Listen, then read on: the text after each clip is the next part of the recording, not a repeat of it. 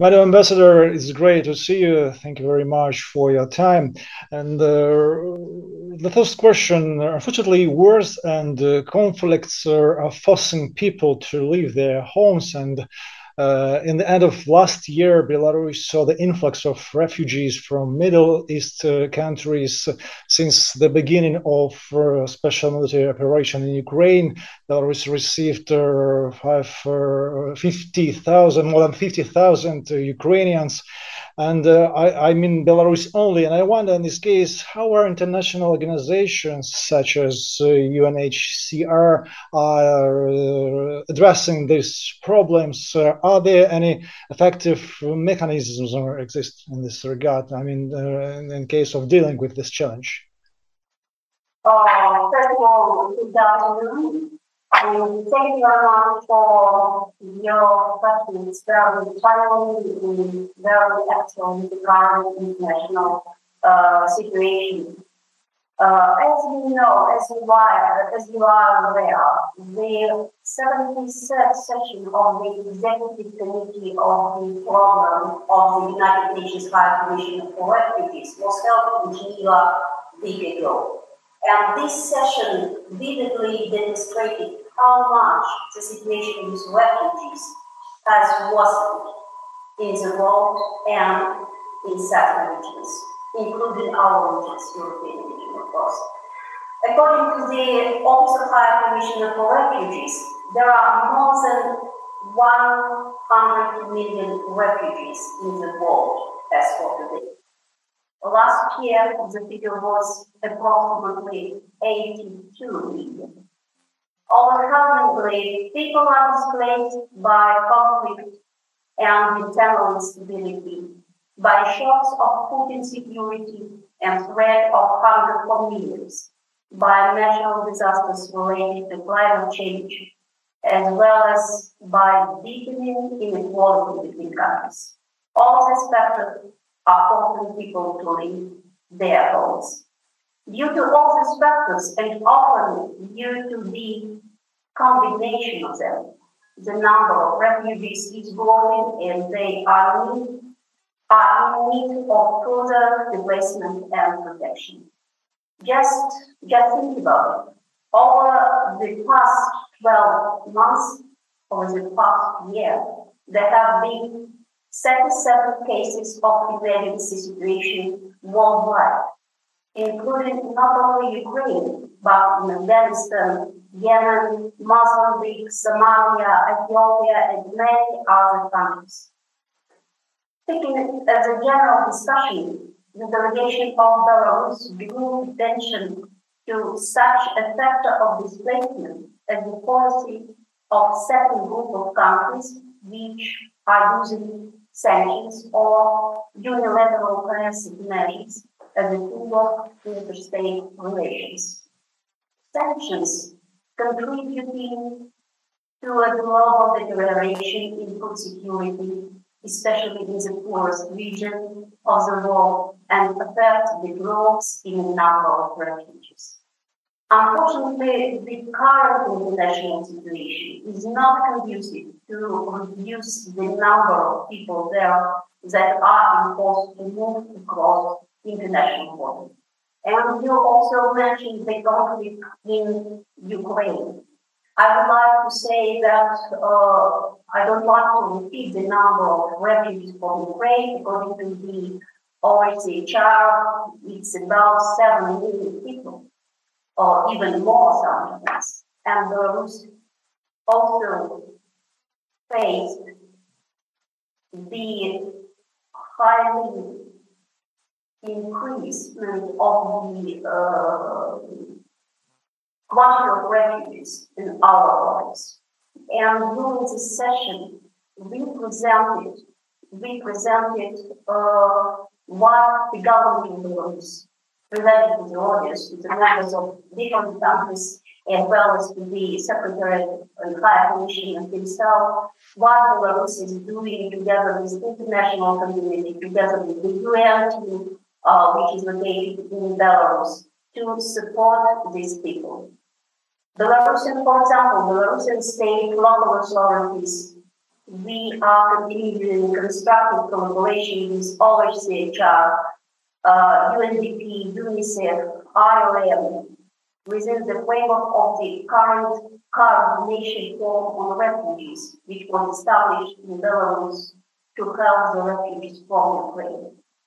Belarus, as I mentioned already, like other countries in the region have experienced a significant increase of the number of refugees and asylum seekers this year. According to the information of our Ministry for Internal Affairs, today the number of registered applications for protection in Belarus has increased more than 5 times compared to last year. We are talking about a few thousand people, and most of the asylum seekers are from Ukraine. There are also representatives from Syria, Afghanistan, and other countries. And the delegation of Belarus informed the session of OHCHR about the recently adopted measures by the Belarusian government, first of all, changes in the legislation, which provide additional benefits for refugees from Ukraine in the areas of ensuring their employment, education, medical care, pensions, and social benefits. It's a very important area of international cooperation. Of course, government of Belarus, local authority, together with the civil society in, for example, our Red Cross expression organization, they try to support refugees from Ukraine from other countries. But without the support of the international community, it's very, very uneasy. And the problem of Belarus, as many other countries in the region and around the world, is how to organize the international community to work together, to collaborate, to support people who are most vulnerable, especially children, and to provide them all necessary things like homes, education, medical care, etc. Is this idea still alive? I mean, this initiative to organize a global dialogue on security aimed at building constructive international relations. Is it really possible to find solutions to the problem, the situation when countries seem to not to hear each other, and they often use sanctions, often use pressure instead of sitting at negotiations table? You raise a very important issue because High Commissioner for Refugees and many other delegations, including our delegation, the Russian delegation, we raised the issue of collaboration of the international community, how to address the root causes of the problem and how to support people. In this very uneasy situation, I would like to say great crisis situation in the international relations. And for us, as for many others in the world, it's absolutely clear that without problems for the root cause of the problem of refugees, the problem of the geopolitical relations between countries in the region and, first of all, between the great powers, it is impossible to effectively solve any problem, including the problem of refugees.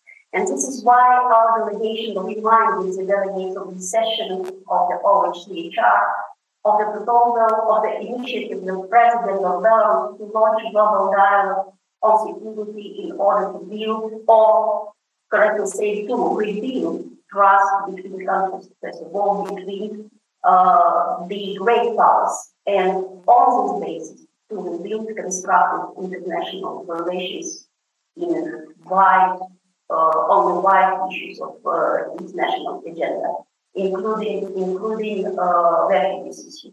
Unfortunately, the current war is far from the realization of this initiative of Belarus. But we heard during the session also many other voices from other regions. It is necessary to start to launch a dialogue between great powers, between the main place with the region and international research. But unfortunately, the current situation is not so, as I told already, not so conducive for the national society. It's unfortunate. It may seem that some countries are trying to hide from the problems of behind the walls. I mean, the wall along U.S.-Mexican border, and the last example is the wall that is being constructed along the Belarus-Polish border. Very good question, and very good remarks, because me personally, I was very, not surprised, but very,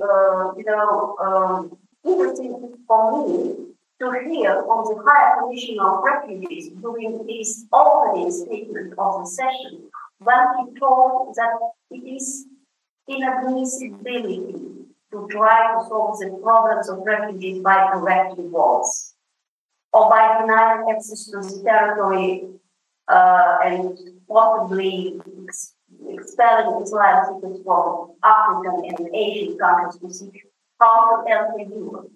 And it was, High Commission for Refugees is very experienced diplomat and international leader, and he doesn't name any country, but all the audience clearly understood which countries he is talking about. Yes, we mentioned our Western neighboring countries, the Latin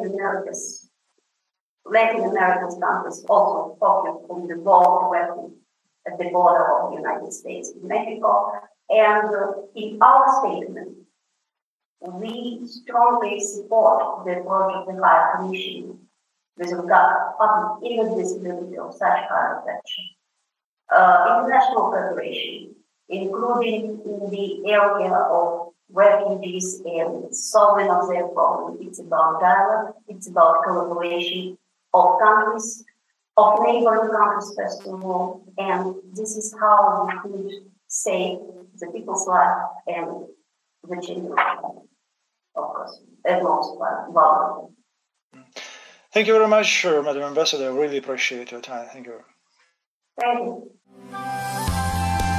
Belarus across the globe in 9 languages, 24/7, online, FM and satellites. Radio Belarus International, bringing Belarus closer.